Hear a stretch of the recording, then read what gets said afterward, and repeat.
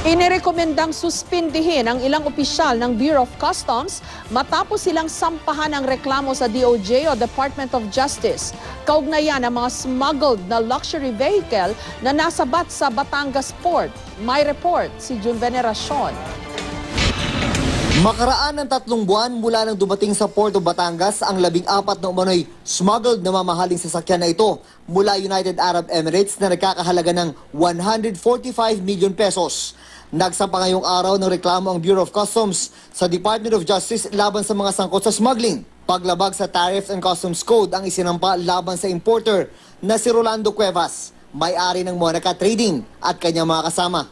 Mahigit $400,000 o higit 18 million pesos ang idineklarang halaga ng lahat ng sasakyan. Pero nang suriin ng Customs, $1.1 million pala ang halaga o higit 50 million pesos. Kung hindi napigilan ng smuggling, halos 80 million pesos na buwis ang nawala daw sa gobyerno. This is a warning to the people that we are watching the port. Sabit din ng 5 opisyal ng Customs na nakalistino sa Port of Batangas. They are recommended to be placed on administrative suspension to give way to a more objective investigation.